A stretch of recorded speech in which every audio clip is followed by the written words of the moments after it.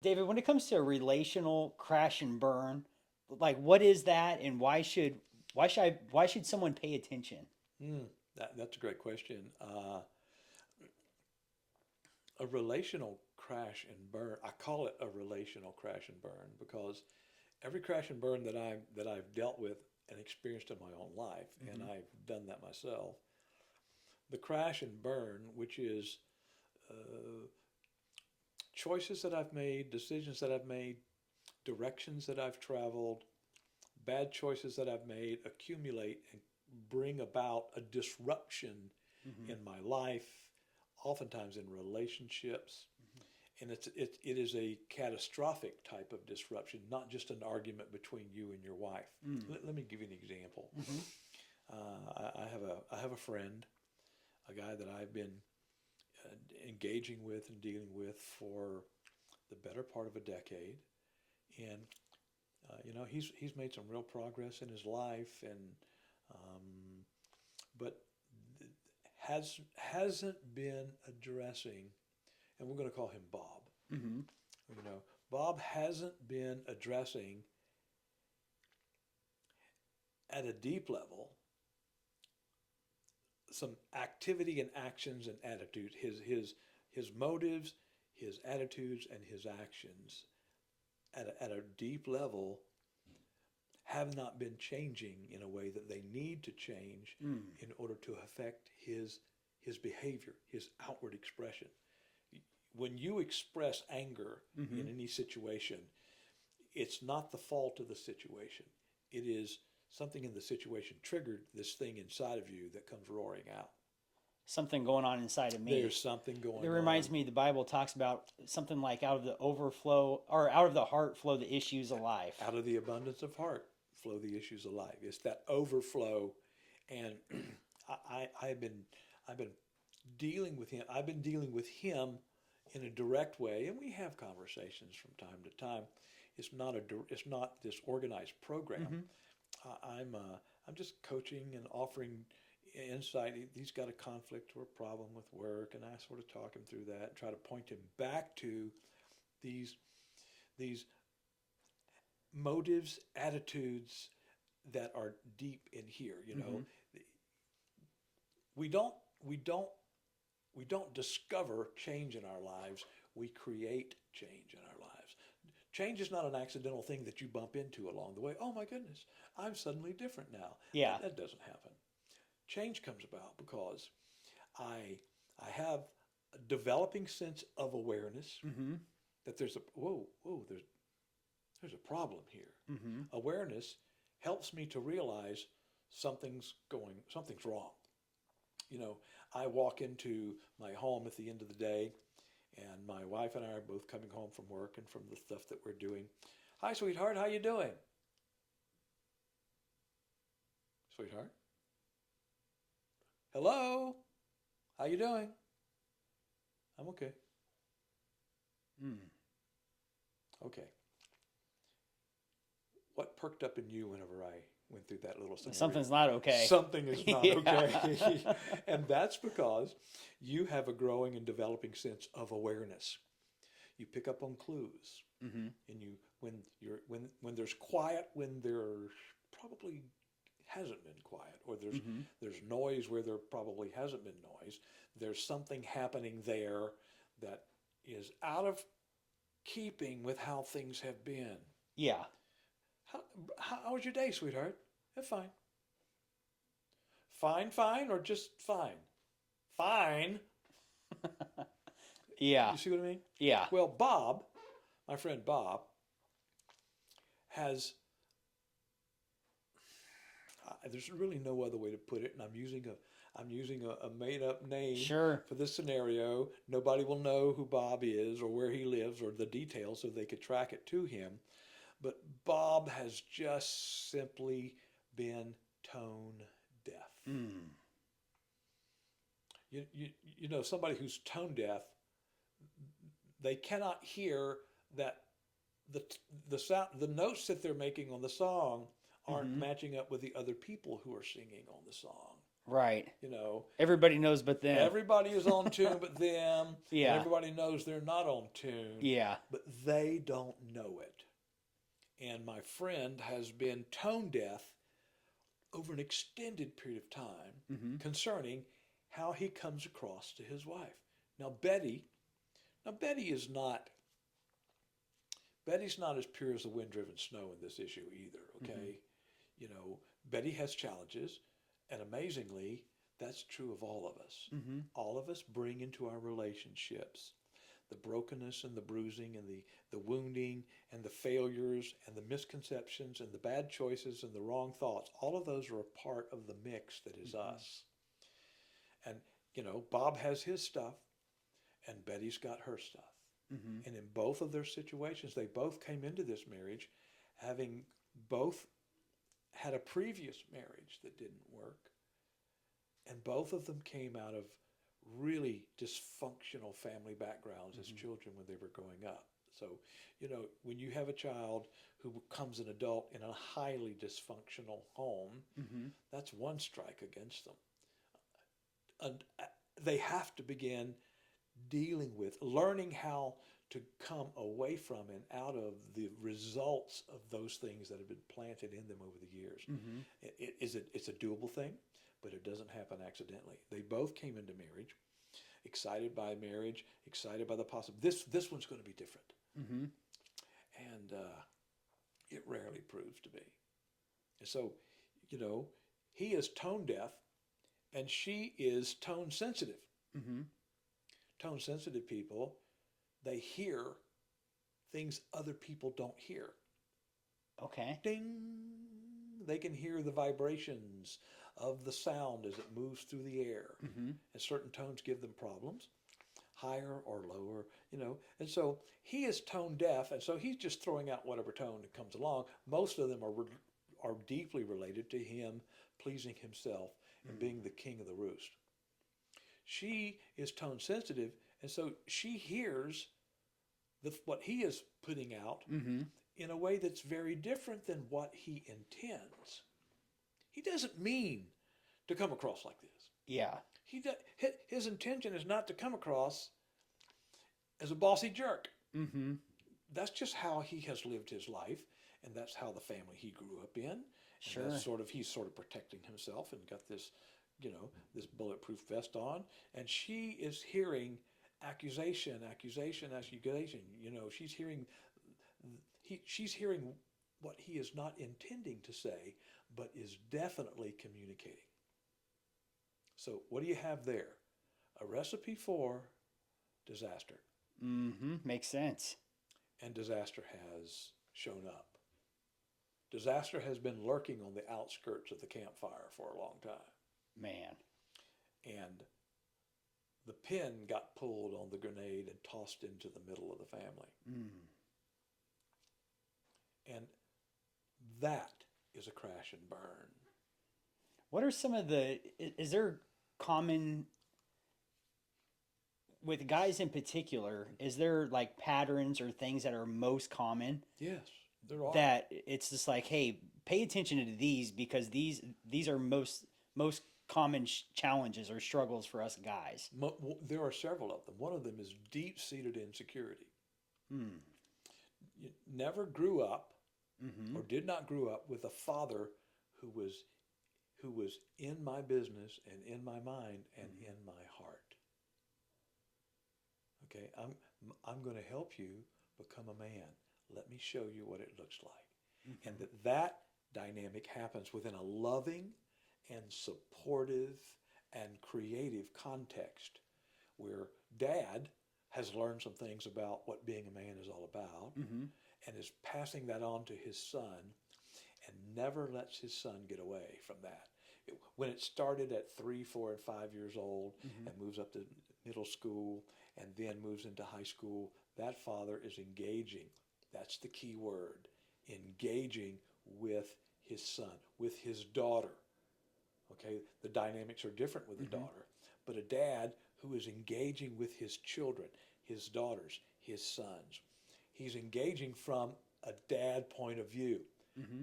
However, that is not enough.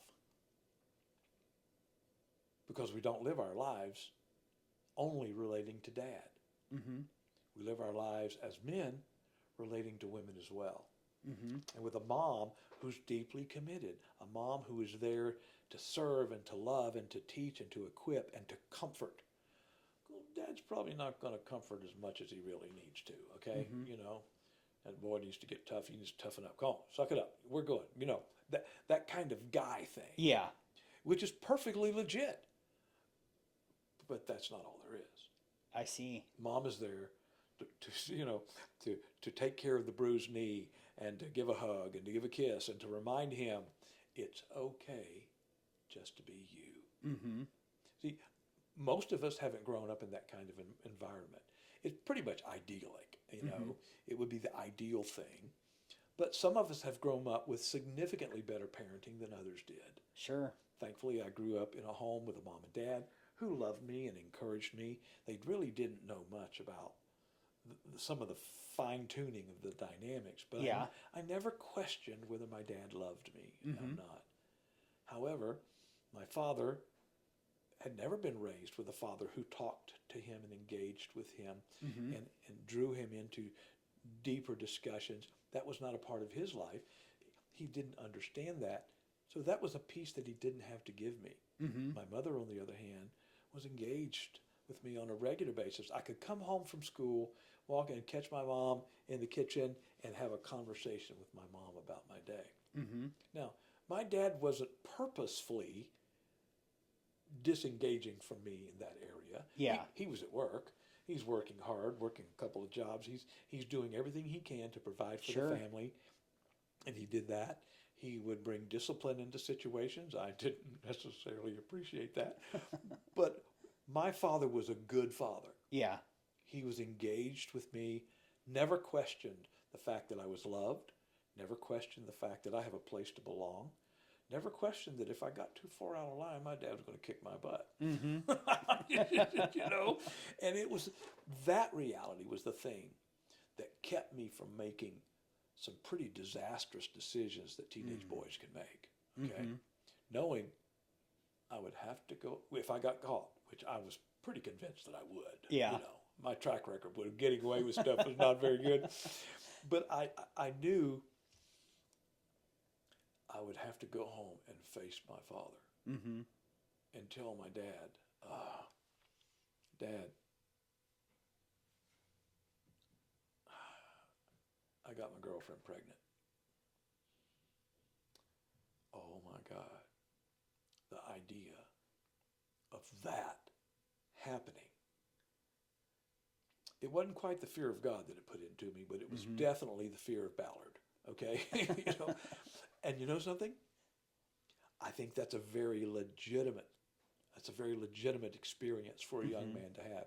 Young men don't need somebody whispering in their ear and saying, "Come on, Bobby, you can do it." Mm-hmm. No. Now, they do need mom involved in this process, and her approach is going to be very different. Yeah. But dad's approach is going to be, I've been there and done that. Let me help you learn how to get through this season of life. So it's not just encouragement. Oh, no. Yeah. It includes encouragement. Yeah. It includes modeling. It includes correcting. Mm-hmm. It includes conversation. It includes learning how to ask the inconvenient conversation of your child. Mm. That is a challenge as a parent Mm-hmm. because you're not always sure, okay, where is that line where I don't want to step over? Where's the line that I do want to step over? Mm-hmm. And this is something that's hard for us to connect with, Chris. My intentions, my good intentions are not enough. Mm-hmm.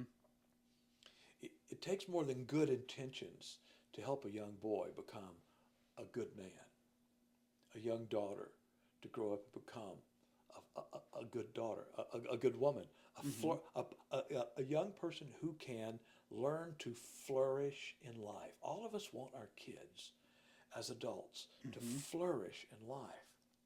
However, the sad truth is we often haven't prepared them to be able to do that. Mm-hmm.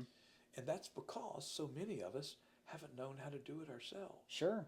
And there's a gap that exists in generations. And there is no simple solution to it. Mm-hmm. Awareness of it Mm-hmm. is a major factor.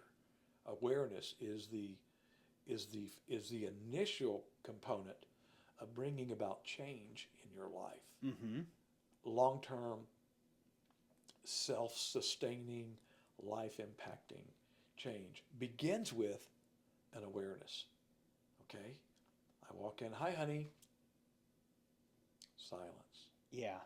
If I am not picking up on that level of a potential problem, Mm-hmm. I don't have much chance of picking up on the bigger ones. I was reading the book of Genesis, and I've read it, not the whole book. It was just the first few chapters Mm-hmm. this time, probably, I don't know, a month or so ago. And something hit me differently that I've never read it this way before. The scene was Adam and and Eve ate the fruit, whatever that was. Sure. And it says that this is what stood out to me. Her eyes were opened, Mm-hmm. and they looked down, or she looked down, they looked down, whatever. They looked down and saw that they were naked. And I was thinking, she saw the internal, like she had internal self-awareness and then external self-awareness. And I thought to myself, man, internal and external self-awareness showing up right in the beginning with the book of Genesis. I just thought it was just an interesting observation. Yeah, and it is. And then the two of them together, Mm-hmm. took some kind of action to try to correct the problem. That's true. Yeah. They, Yeah. it didn't go well, Right. but it's like, that's one of the reasons I always refer to awareness as being the initial step. Mm. Because frankly, if you're not aware that if you're not aware that relationally you're not a very smooth talking individual, Yeah.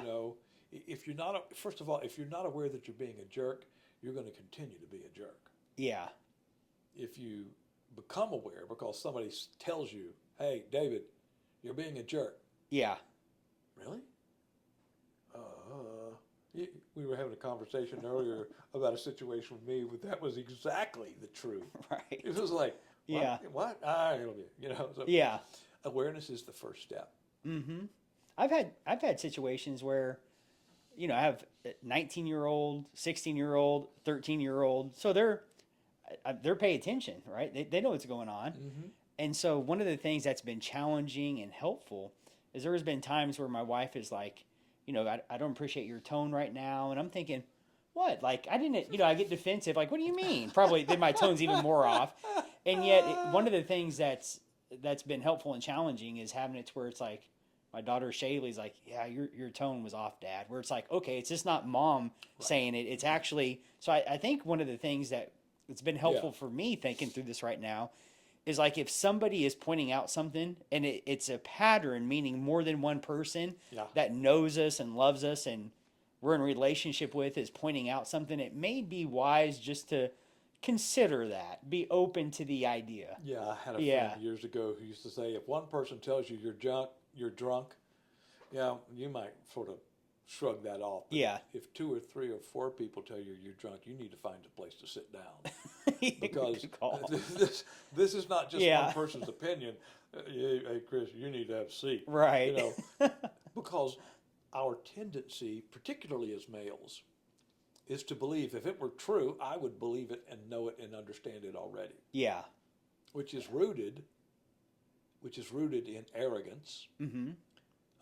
and which is one of the challenging issues of most men's lives.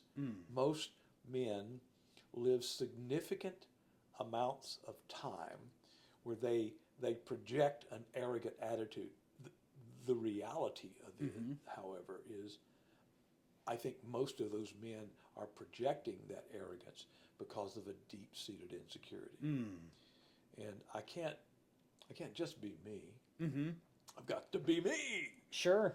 And that kind of reality feeds into so much of the conflict that exists in marital situations, as well as work situations. We've all worked in situations where there was that one guy, Earl, you know, if you went to the Smoky Mountains, he's been and hiked the Alleghenies, and he's been here, and he's done that, Yeah. and he's climbed the highest mountain on the continental USA, Mount Whitney. You know, it's not enough to say yes, I've been there too. He's not only been there, he's done all this and bigger than that. Yeah. And that guy, it doesn't take but about 10 minutes of being exposed to that guy that you know what to expect anytime he opens his mouth. I see. And see, that kind of tone deafness is deeply debilitating to an individual developing significant relationships with other people. Being able to become a part of a team in a work environment. People will put up with him because he's here and he's doing his job, so to speak. But it becomes a point of disruption. It becomes the fuse. His personality and the way he deals with himself in his life has a fuse that used to be about this long, and then it got to be about that long, and then it got to be about that long. And all it takes is for an accumulation of this guy just being who he is, unaware, that somebody has had enough. And the spark happens between them, and the fuse is lit, and kaboom. Relational crash and burn. Man. It happens every day in offices and businesses across the country. And sadly, I've been a part of some of those. Dodging the debris from the explosion is like, it's terrible because people like that have been living their life from a place of deep brokenness, deep woundedness, and just simply are unaware of the impact that they're having around them. And it's tragic from my point of view. So go ahead. And inconvenient. So the first one was, what was the first one? The first thing we want to pay attention to, or the first common struggle? Not insecure. Was it insecurity? Oh, well, in a guy's life? Oh, yes. It was insecurity. Nobody's going to deal with that, but that's at the root of it. That's the deep hidden thing. I see. The surface thing is the guy has a rude personality, or he's so self-centered, or there's nothing he doesn't know or hasn't seen, or no place he hasn't been, or knows somebody who has. Got it. And it's this boasting kind of arrogant kind of personality that keeps the deep wounded brokenness of his life covered up. I see. Okay. And I think he's just a jerk. Well, he's acting like a jerk, but that is coming from his desire to protect himself and to keep that wound that's there, that brokenness that's there, that devastation that's there, part of his psyche. That's the only way he knows to keep that safe in his mind. And so, he's going to be a problem wherever he goes. I see. So how do we know, like just self-assessing, how do we know if that's us? Like, how does that show up? You said boasting. It sounds like it's somebody that's bragging and obsessed with themselves. Yeah. Talks about themselves, I'm guessing? Oh, yes. Okay. Yes. Talks about themselves. Got it. And they will tell you more about themselves in 10 minutes than you want to learn in 10 days. Fair enough. Okay. Does that tie in with being arrogant? They go hand in hand? It's an expression of arrogance. Okay. Because rather than recognizing that you're a person of value too, and you've been places and done things, and you may have something interesting to contribute to the conversation, I'm going to dump 10 times amount of my perspective into the conversation and not leave much room for anything else. When someone else chimes in, oh, hey, I've been there too. Yeah. I've got a brother-in-law who climbed Mount Everest. Or sure. It's all about, when they're talking with you, when they're communicating with you, it's about me. When they do stop and take a breath, they'll say, okay, it's like this. You've heard the old song. Okay, what do you think about me? Yeah. Enough about me. I'll let you talk about me. Yeah. What do you think about me? Yeah. And it is it's so challenging to deal with someone who is sort of in that zone, or that really kind of defines their life, that people do what they can to get out of the blast zone. I can't handle Bob. I'm gonna. Yeah. So if Bob comes into the break room, I've just finished the drink that I just started, and I'm going to go somewhere else. Mm-hmm. Where are you going to go? Doesn't matter, just not here. Yeah. And the tragedy is Bob ends up being a very lonely. He picks up that people don't like him, Mm. can't figure it out. Mm-hmm. You know, yeah, I'm a wonderful guy. Mm-hmm. Why don't they like me? Mm-hmm. Well, Bob, you know, you're a big jerk, and nobody really wants to spend time with you because they have other things they want to think and talk about. Yeah. So we can end up lonely, pushing away Oh, people seriously. and not having meaningful relationships with Yeah, others. he becomes lonely and winds up isolated Mm. because eventually everybody realizes the only way you're going to get any peace of mind at lunch is not being there if Bob shows up. I see. Or in the work environment, Yeah. with families, it's Uncle Bob. Well, do we invite Uncle Bob for Thanksgiving this year? Yeah, Mm-hmm. we may as well. Aunt Betty died last year, so he's going to be by himself. And word gets out that Uncle Bob's coming to Thanksgiving, and 6 or 8 people come down with the flu on Wednesday. Man. Yeah. Hey, we're not going to be able to make it. We're just not going to be able to make it. So, you guys have fun. Okay, dear, I took care of it. Yeah. That's sad. you know, Yeah. who? Nobody wants that, Chris. Mm-hmm. But they're there, and the sad challenge for guys like me is coming to recognize that I don't have the freedom to cut Bob off. Mm. I just don't. My faith requires me to engage with Bob in a way that expresses the love of God to him in the same way that God has expressed his love to me.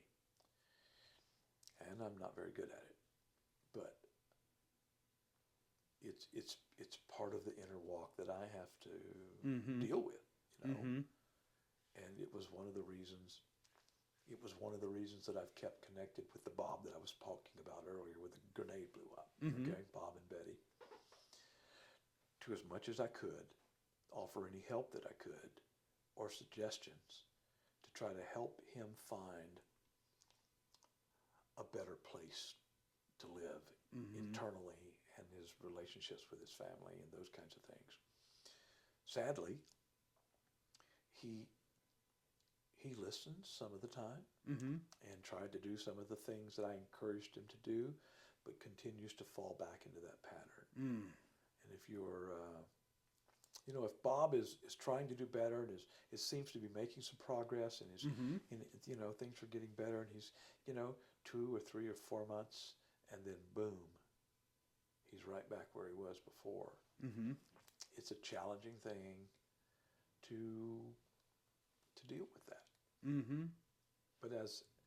But I still do not have the freedom to say that's it. I cut you off. Can't just write them off.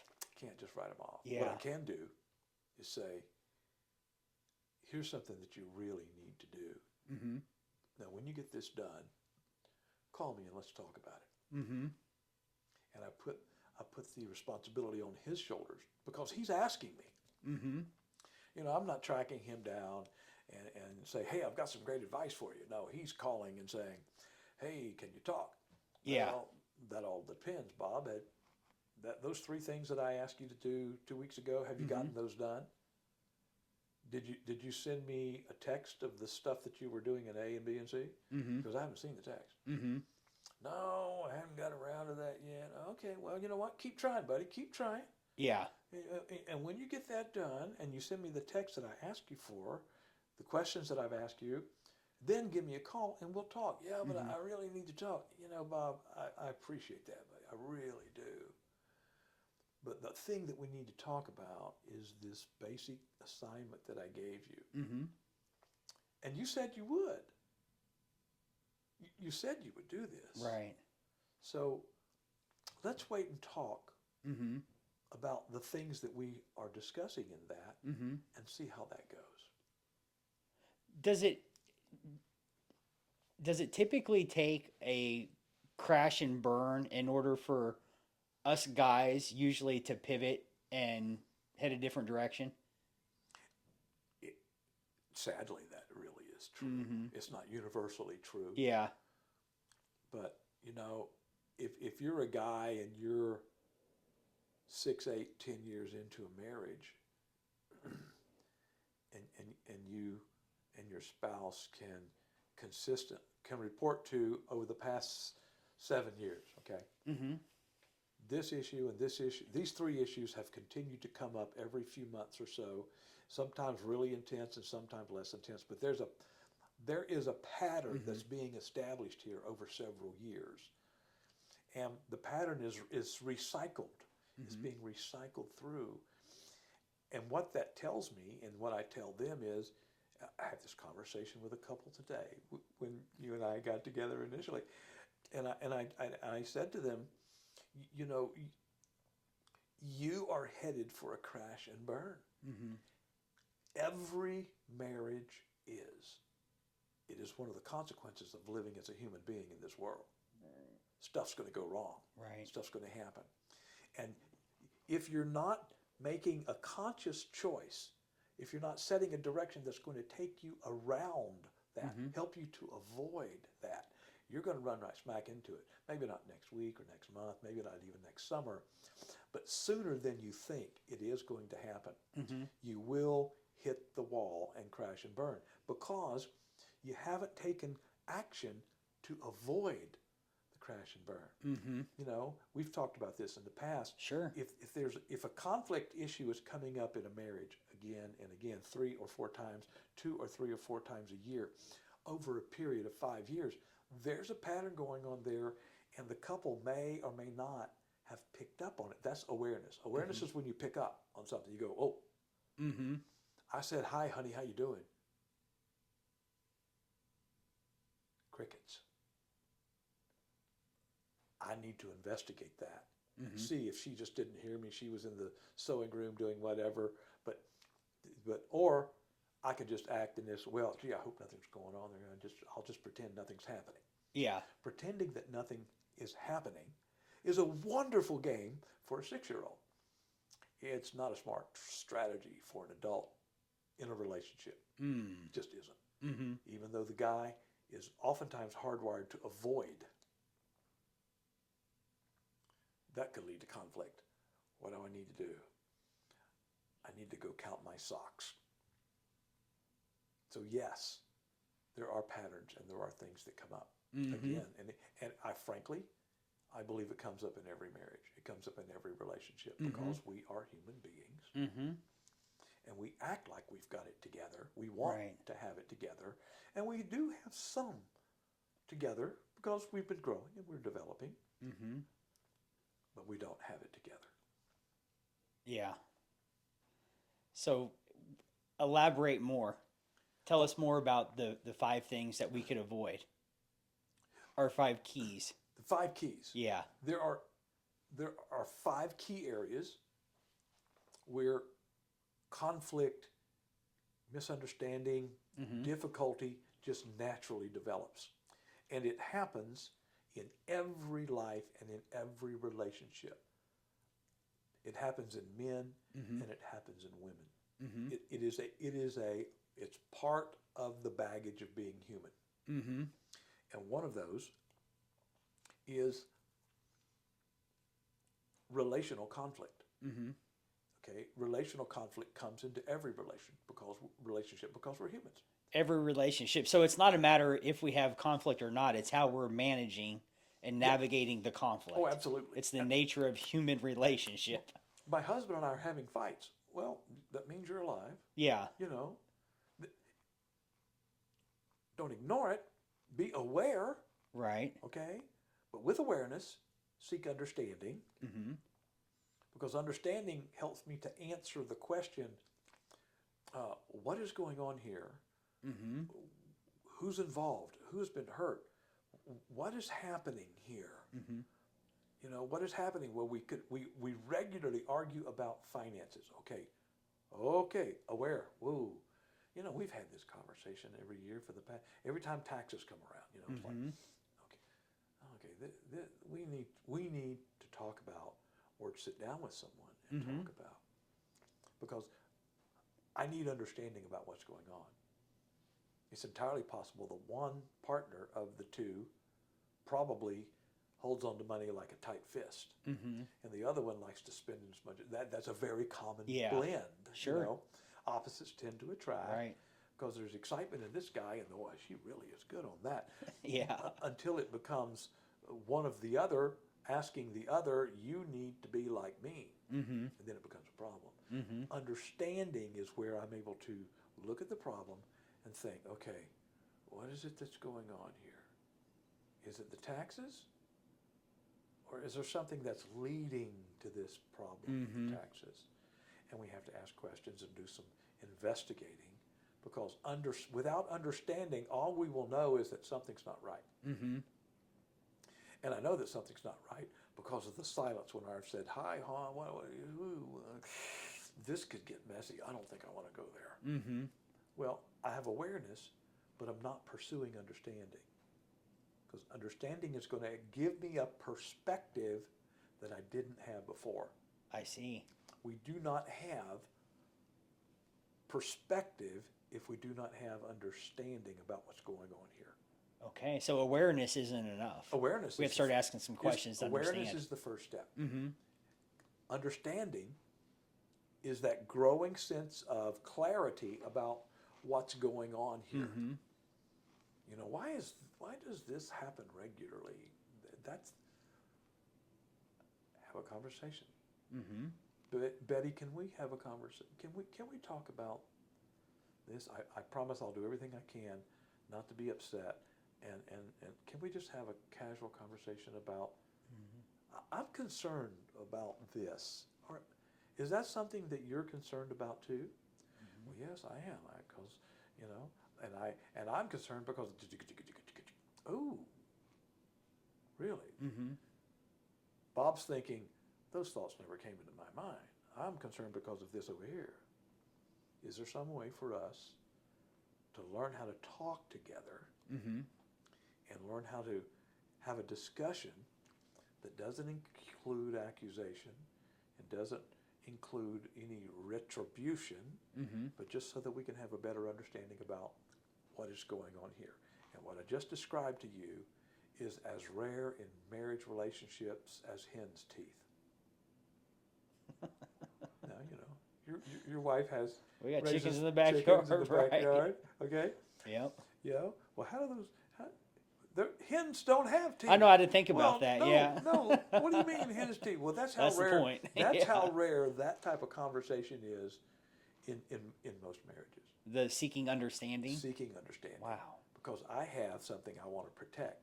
I've Uh-huh. got this broken place in my life. I'm deeply insecure, and I don't really know what to say, and I never like to speak on the urge of the moment, and I never handle those things very well. And you always win when we do that. Mm-hmm. Because you speak on the spur of the moment, and you have all these things to say, and I think and stew and make notes, and then I go away and I chew on it for a while, and then I come back, and then I'm ready to participate.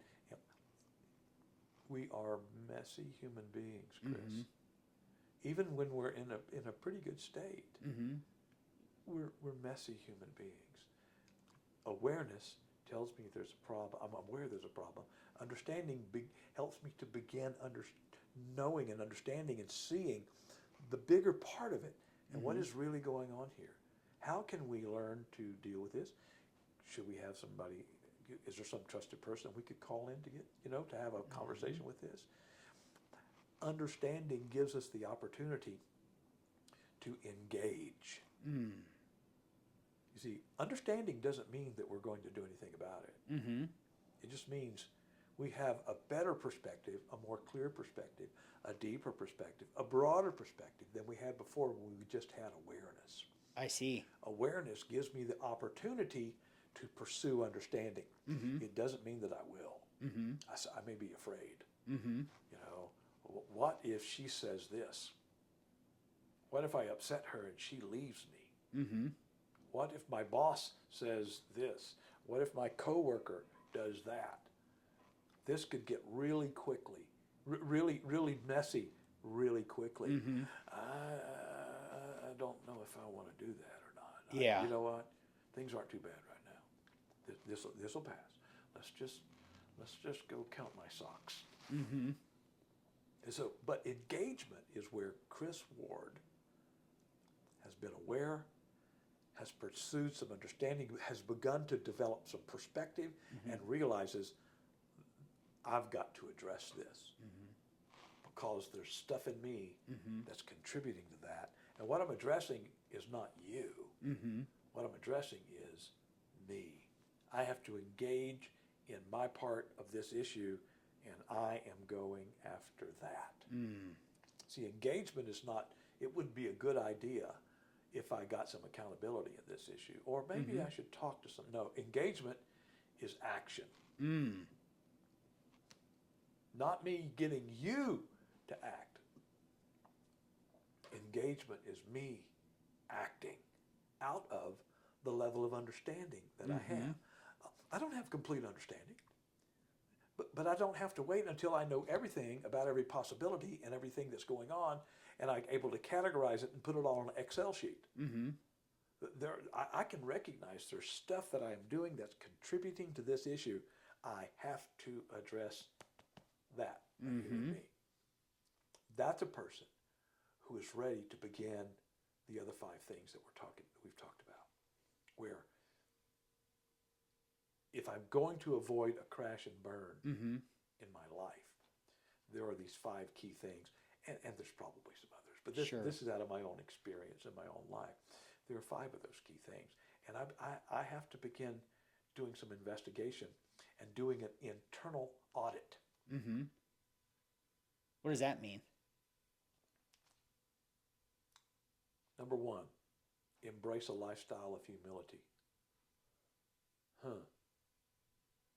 Well, I'm a pretty humble guy. Maybe not. An internal audit is me looking at myself, coming to a conclusion about that, Mm-hmm. and then talking to a disinterested third party, a friend, who's Mm-hmm. not involved in whatever the conflict is. Yeah. And I go to you and I say, Chris, will you promise me that you will be completely honest with me if I ask you a question? Mm-hmm. Even if it's inconvenient, I need you to be completely honest with me. Will you do that? Yes. Mm-hmm. On a scale of 1 to 10, 1 is low and 10 is high, where would you rate me on that scale in terms of my having humility as a major component of my lifestyle? What rank would you give me? Please tell me the truth, whether it seems good to you or not. So asking for some feedback. I've got some conclusions, Yeah. and I check it against someone who's not inside of me Mm-hmm. and who knows me and says what I have said to you on so many times. Chris, how honest do you want me to be? You do like to say that. Yeah. How honest do you want me to be? Yeah, if you could lift that up more, that'd be Okay, good. okay, good. It's sliding down for some reason. How honest do you want me to be, Chris? And you've always said, I want you to be fully honest, completely honest. Okay, I will. Yeah. If I'm not having that kind of follow-up conversation with someone, I've come to some conclusions Mm-hmm. about me. You know, I'm clearly not a 10, okay? That would be, I'm clearly not a 10, but I'm a good solid 8. Mm-hmm. I'm a good solid 8. And I come to you, you say, yes, you will. And you say, okay, honestly, David, somewhere right around 3. Mm-hmm. What? 3? Really? So you don't think I'm very humble at all? Well, David,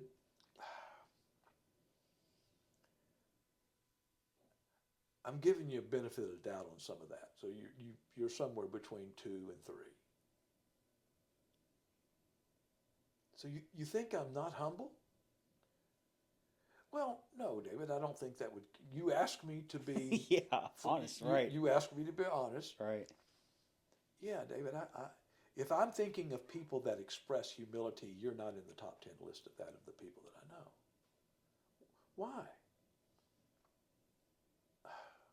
Chris, how honest do you want me to be? Mm-hmm. Okay? Well, I want you to be completely honest. You communicate and express through your life and your language and how you carry yourself in life Mm-hmm. that you're pretty much all about you. Mm.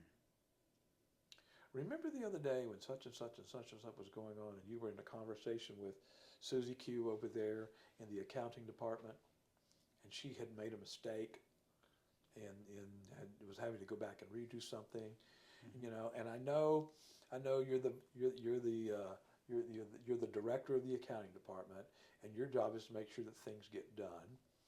But I overheard your conversation with her as I was walking by, and I heard you say, "I cannot believe that you didn't pick up on this earlier."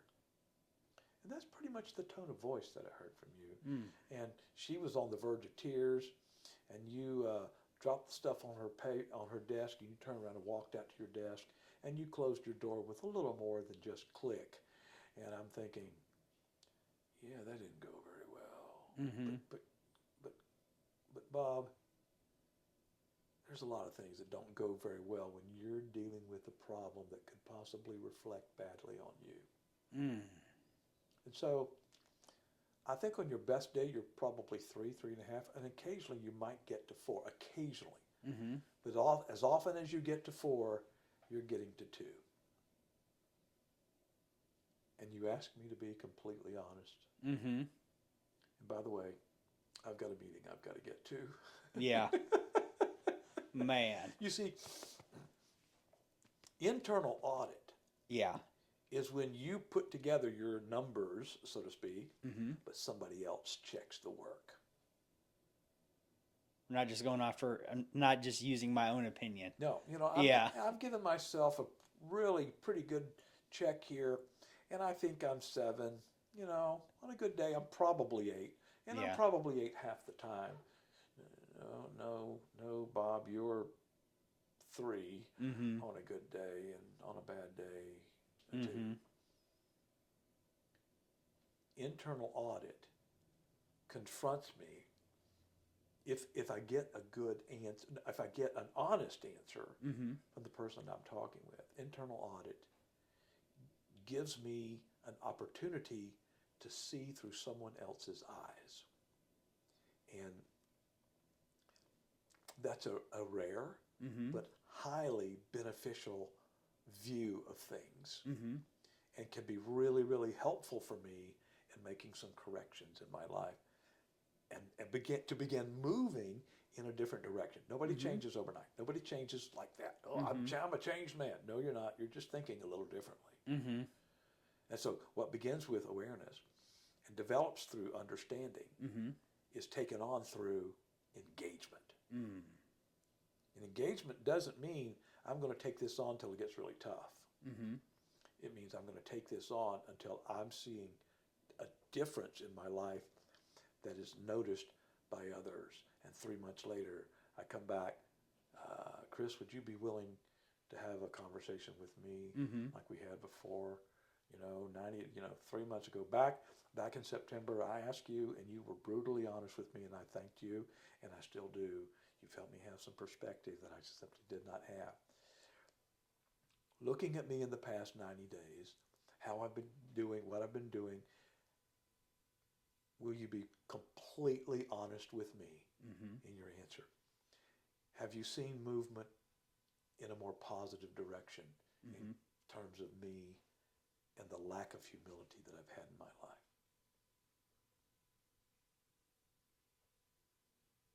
And then I zip my lip Mm-hmm. and I wait for you to give me the completely honest answer. And I'm trying very hard not to have an expectation of what that number is going to be. But this kind of interaction, this kind of taking on the life issue that's there in the Mm-hmm. middle of the room, and everybody sees it but Mm-hmm. me. Sadly, it's pretty rare, Chris. Mm. In those situations where a guy has another guy to be involved in his life Mm-hmm. and who can point him in a direction and encourage him toward that and support him in his ups and downs and when he fails and when he succeeds, cheers with him when he fails, kicks him in the butt, cheer for him when he succeeds, Mm-hmm. kicks him in the butt when he fails, and stands there all the time saying, you know I'm your guy. You know I've got your back. Mm-hmm. That guy has a significantly better opportunity and probability of seeing change happen in his life. Makes sense. And that, tragically, it's not a part of most guys' lives, Mm. which is why there's so much disruption, Mm-hmm. which is why crash and burn is so incredibly common generally in our society. Mm-hmm. I think it is one of the primary causes of the disruptions of families through divorce and abandonment and all other kinds of things. It's not the only thing, but Mm-hmm. it is a serious, serious contributor. Mm-hmm. And I'll say this again, and this will get me some boo-hoos, but like, at the risk of sounding like I'm giving my credentials here, I've been doing this a long time. Mm-hmm. The overwhelming majority of the responsibility, if you're going to break it up between husband and wife, the overwhelming contributor to these issues and challenges is the guy. Not exclusively. Yeah. Women make their own contribution in their own way, and it takes two to tango. Okay? Sure. But what I've seen most often Mm-hmm. is that when a man becomes aware and engages with developing understanding, and then they engage and follow through and follow through and follow through, change begins to develop in their lives, Mm-hmm. and they keep following through, and then they keep other awareness. Oh, yeah. What about that? Oh, Mm-hmm. how did I miss that? And that becomes a process. You and I were talking about process earlier. Mm-hmm. It becomes a process that a man can use to walk in with the support and help of a friend or friends Mm-hmm. and see very real, long-term, sustainable change happen in his life over a period of years. Now, he's still going to be incomplete. Mm-hmm. He's still going to need help. He's not going to be perfect. Mm-hmm. And that is, you know what? When people complain to me about that or talk to me about that, I simply say, boo-hoo, get over it. There are no perfect people. Yeah. And you know, I'm certainly not perfect. And for me to put that expectation on my wife, well, I can't believe she said that. Well, you're looking at my life and you're thinking, I can't believe she waited that long to say that. Mm-hmm. You know, Yeah. the expectation that I put on you really needs to be removed from you Mm-hmm. and tucked up and thrown away in the trash basket, because if I am placing expectations on you, particularly expectations that you didn't agree to, Mm-hmm. I am sowing seeds of disruption in our relationship. That's so true. With a wife, with a brother, with parents. Yep. You know, because I've got expectations that you're going to do A, B, and C, and we've never talked about it, or I've Yeah. hinted around. I just expect you to be that way. Well, did he ever agree to do A or B or C? Mm-hmm. Well, he just should do that. Well, how did you come to that conclusion? Yeah. Really? You know? Yeah. But that idea, Mm-hmm. very much a part of the lives of men and women in Yeah. their relationships at work, in their marriages, in their families. Mm-hmm. I've got people that I deal with on somewhat of a regular basis who haven't talked to their sister or their brother or their parents in years. Now, what kind of seeds is that sowing into the lives of my children? Mm-hmm. Well, mommy doesn't talk to grandma. And we think that's a good thing. Kids grow up, Mm-hmm. and the lifestyle that surrounds them, the stability or lack of it, the peace or lack of it, the expectations or the support, the attacks, the language, the attitudes, all of those things are feeding into the development of their lives, and they grow up thinking that is the way normal families are. Had a conversation this past couple of weeks ago with an individual who was saying to me, they were referring to their spouse, and they said, part of our problem is neither one of us know what a normal family looks like. And I didn't challenge her use of the term normal, because I know what she means. Okay, both of them came from disruptive and destructive backgrounds, and they have recreated a homogenization of his experience and her experience, and now their kids are faced with the reality of a disruptive family background. It doesn't just go away, Chris. It doesn't.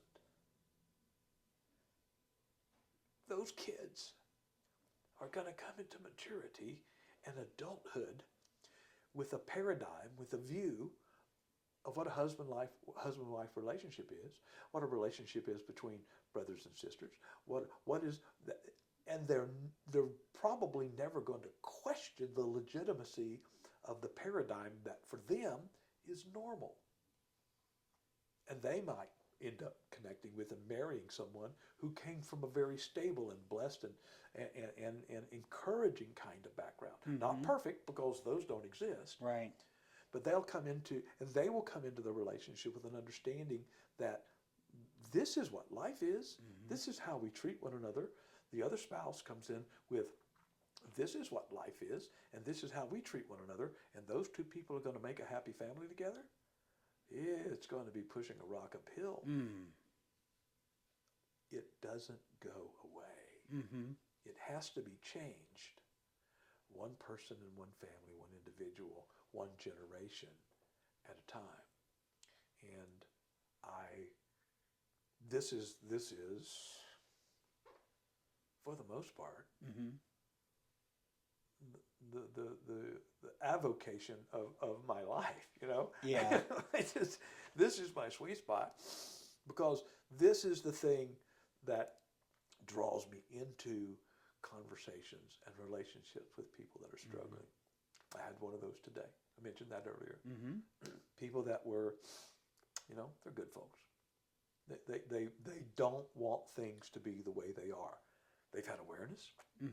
They're developing some understanding. And it's like, oh my goodness, oh my goodness, oh my goodness. How can we not keep doing this? Well, we have to learn how to engage. And there's a journey to be made. And a difficult journey, a challenging journey, and you won't make it perfectly, so get past that. Yeah. But if you will engage with a heart that says, there are things I need to know that I don't know, how can I find that? Well, thankfully, the Google. Yeah. It's a great way to help. Yes, it is. Well, where can I find, you know what? There's this amazing place called YouTube. Yeah. You're on it. Right. I'm not, except when I'm with you. And there are resources available. Well, how do I know which one to choose? Go look. Yeah. Go ask and seek and knock. Right. Go start saying, listen, to engage is to act. There's stuff I need to know that I don't know. I need to hear from a number of people. So I'm going to be searching. I'm looking for help for a struggling marriage. You might look at 10 or 15 or 20 of those sites, and in the first 3 to 5 minutes, you're going, oh no, this is not. No, okay. But there's always another one to go see. Why can't somebody just tell me? No, that's not how you learn. Yeah. You learn by engaging. You've got awareness. You know there's a problem. You have a certain perspective about it. Collectively, the two of you, Bob and Betty, you even agree about some of the perspective. Betty, you've got some perspectives that he's not even sure where that came from. He's got perspectives where you're not even sure where that came from. But the two of you are agreeing, We Yeah. need some help. Wonderful. Now act, engage. Mm-hmm. That is what ultimately leads to long-term, sustainable, life-impacting change, Chris. It doesn't just happen Mm-hmm. because we wake up one day Yeah. and think, oh, wow, I'm better. I'm different.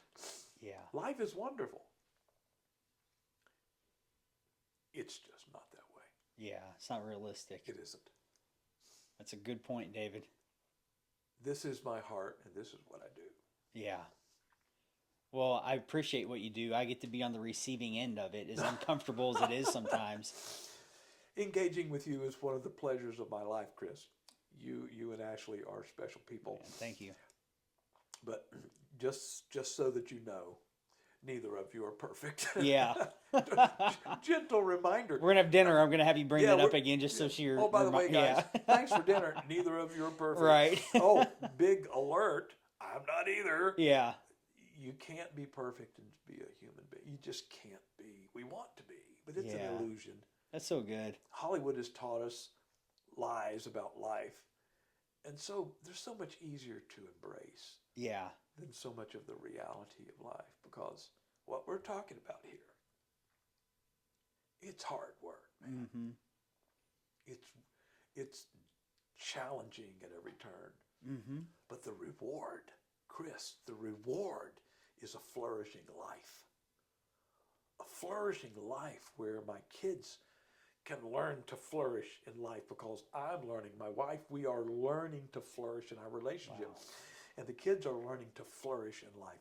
And as they learn to flourish in life, they will at some point probably connect with another person. And perhaps they will begin learning Yeah. to flourish in life. And then perhaps down the road, there will be grandchildren that come along who will be raised in an environment that was significantly better than the homes that they were raised in. Mm-hmm. Every grandparent longs for that.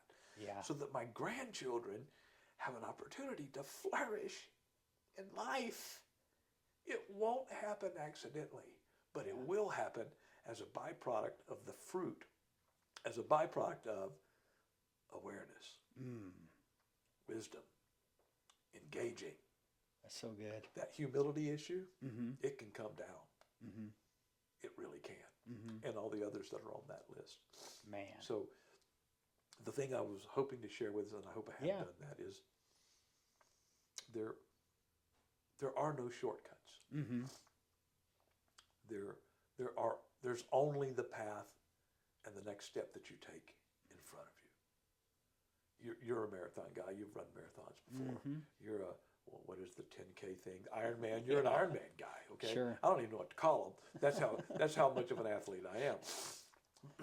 You don't get prepared for that in a week. Mm-hmm. It takes work ahead of time, and then you're into it. Yeah. That's what I mean. That's an example of what I mean when I'm talking about engaging. Mm. My engagement goal, my focus, is that by this time next year, Mm-hmm. in the next 24 months, Yeah. in the next 18 months, Not tomorrow. not tomorrow. Yeah. It's not Tomorrow, realistic. I'm going to trip and bust my knees, and Yeah. along the way, I'm going to take lots of falls. Mm-hmm. And every time I do, I have a choice to make. Mm-hmm. Man, that's good, David. That choice is going to determine the future every time. As far as a podcast channel, is there a podcast channel that we could point people to? They want to track you down and hear more? Yes. I have Learning to Thrive. the Learning to Thrive podcast. Yeah, I'll share the link of that one. With a friend of mine. Yeah, Tom. Tom. And, Yep. and he's what a great help he is. I also have a podcast with my daughter, and it's called The 10 Things Podcast. That's available Amazon, most of the places, I guess. We are currently on hiatus Okay. because the next season of podcasts that we were planning to put together Mm-hmm. grew too big for us to do the podcast, and so we are working on a book now. Okay. And it is it's a relationally the 10 Things podcast is all relationally focused. Okay. The first episode is 10 Things Every Man Needs to Know About Women. We had to cut it off at 10. We could have gone to 1,000. I bet so. 1,000 things that every man needs to know about women would cover the first portion of it. And the second episode, of course, was 10 Things Every Woman Needs to Know About Men. Okay. And the third was 10 Things Every Child Needs to Hear from their parent. It was painful because so many of the things that children need to hear from their parents I missed. And God is gracious. And my wife was there, and it made a big difference. Wow. So this next one, my daughter has a great passion for young girls who get into relationships that bring devastation into their lives that they wouldn't have gotten into if they had asked the right questions and then responded to what the answers were. So that's what we're focusing on. Our working title at this point is Avoiding Mr. Wrong when Searching for Mr. Right. And I'm excited about it. It's going to be written. We're ready. We're at the writing point. We've done all the work, outline work, and the stuff. And it's going to be by Anna Collier, who is my daughter, and her dad. That's pretty special. Yeah. Wow. Good for you guys. Excuse me. I'm excited about it. My name's not even going to be on the book. That is not protection for me. Yeah. That is, the impetus for this is out of her heart. And I'm going to be bringing a dad perspective, and we're excited about it. That sounds right down your alley. We are so excited, and we haven't set a target date on that yet. Yeah. But by summer, we're okay. Hope to have it ready. It's going to be an ebook. We're going to release it on Amazon. Nice. And we'll see how that goes. If we can pull together the style and what we're going to be doing, I think we will be happy with it, and that's our goal. Wow. Good for you guys. How special. Well, thank you. I appreciate that. David, thank you so much for sharing today. Chris, I appreciate you, man. I can't tell you how much I appreciate these conversations with you. It's really special.